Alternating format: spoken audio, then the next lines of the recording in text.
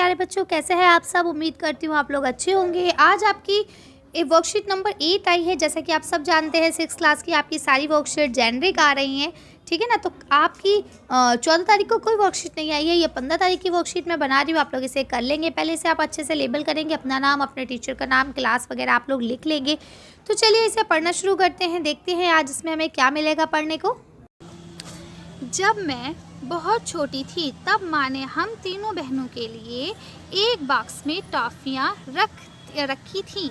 और यानी कि जब वो बहुत छोटी सी थी तो माँ ने टॉफ़ियाँ रखी तीनों बहनों के लिए, यानी अब वो कितनी बहनें, 3, ठीक है। और कहा कि हम तीनों बराबर बांट लें, यानी मम्मी ने टॉफ़ियाँ रखी और क्या कहा कि तीनों बहनों बराबर से बांट लेना। मैं दीपा, अब ये जो बहन है इसका क्या नाम है, दीपा, जो ये बात कह रही है, घर पर सबसे पहले पहुँची और मैंने अपना हिस्सा लिया। यानी कि अब दीपा जो है वो सबसे पहले पहुंची और उसने अपना हिस्सा ले लिया, बाकी के 2 हिस्से छोड़ दिए। देखिए अभी तक हमें ये नहीं पता है कि कितनी टॉफ़ियाँ हैं, ठीक है। हमें बस इतना पता है कि उन टॉफ़ियों का हमें 3 हिस्से लगाने हैं, ठीक है। मेरी बड़ी बहन सिया घर पहुंची। उसने सोचा कि वे सबसे पहले पहुंची है, ठीक है। यानी कि अब देखो दीपा पहुंची, दीपा ने देखा वाकई वो सबसे पहले पहुंची थी, इसलिए उसने एक हिस्सा लेके 2 हिस्से छोड़ दिए। लेकिन अब जब सिया पहुंची तो सिया तो दूसरे नंबर पे पहुंची थी, ठीक है। लेकिन उसे भी ये लगा था ना, ये सिया, उसे भी ये लगा कि वही सबसे पहले पहुंची है, इसलिए उसने भी क्या काम करा, उसने अपना हिस्सा लिया और बाकी के 2 बराबर हिस्से छोड़ दिए। यानी कि उसने अब अपना हिस्सा लिया और बाकी के 2 हिस्से छोड़ दिए।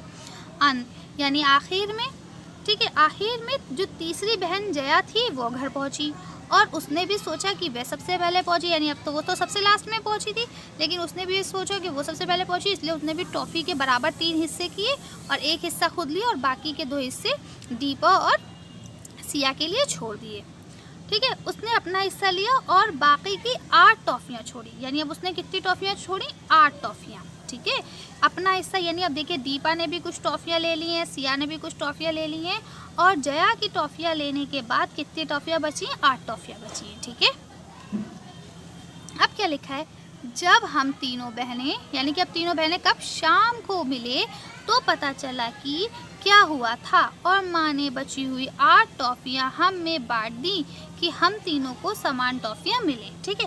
अब सबसे पहले तो आपको ये कैलकुलेशन करनी होगी कि टोटल कितनी टॉफ़ियाँ थी, ठीक है। तो सबसे पहले आपको ये जानना होगा कि टोटल टॉफ़ियाँ कितनी थी। देखिए अगर उसने 8 टॉफ़ियाँ छोड़ी तो इसका मतलब ये हुआ कि उसने 4 टॉफ़ियाँ खुद ली और बाकी की 4 दोनों बहनों के लिए छोड़ी, तो टोटल कितनी टॉफ़ी हुई, 8 4 12, ठीक है।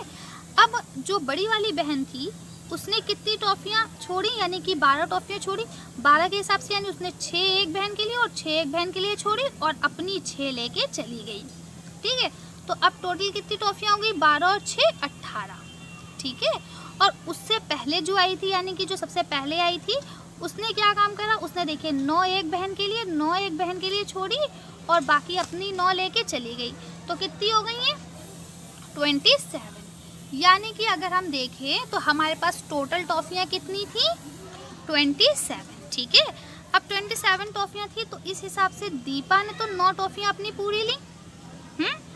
अब उससे छोटी जो बहन थी यानी कि सिया, अब 9 में से अब कितनी बची, 18, तो उसने कितनी टॉफ़ियाँ ली, उसने ली सिर्फ 6 टॉफ़ी, 6 ली ना उसने, क्योंकि अब बची कितनी, 9 हट गई तो 18 टॉफ़ियाँ बची, ठीक है। 18 टॉफ़ियों में से उसने 6 का हिस्सा लगाया, 6 6 और 6, उसने सोचा 6 मेरी, 6 दीपा की और 6 जया की, ठीक है ना।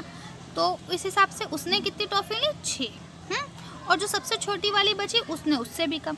तो इस हिसाब से जो 8 टॉफ़ियाँ बची उसमें से जो माँ ने दीपा को तो एक भी टॉफ़ी नहीं दी, क्यों, क्योंकि उसके पास तो 9 की 9 पहले पहुँच गई थी, ठीक है। दीपा के बाद उनकी माँ जो थी उन्होंने सिया को तो 2 टॉफ़ियाँ दी होंगी, क्योंकि 6 उसने पहले ले ली थी, 6 ली थी ना, हाँ 3 दीपा को, सिया को 6 टॉफ़ियाँ दी, 3 टॉफ़ियाँ दी होंगी, क्यों, क्योंकि उसने 6 पहले ली थी, 3 बाद में दे दी, तो कितनी हो गई, 9 हो गई उसकी भी। अब 8 में से जब 3 माइनस कर लेंगे तो कितना बचेगा बताइए ज़रा, 5, है ना।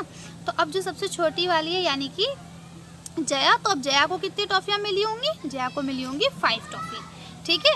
तो अब देखिए यहाँ जो आपका पहला प्रश्न है उसमें यही लिखा है कि माँ ने 8 टॉफियाँ किस प्रकार बांटी और दीपा, सिया और जया को कितनी कितनी टॉफियाँ मिली होंगी। ठीक है, तो उस हिसाब से अगर देखा जाए तो जब माँ ने 8 टॉफियाँ बांटी है उसमें सबसे पहले दीपा को तो 0 मिली, क्योंकि उसने अपना हिस्सा 9 टॉफी पहले ले लिया था।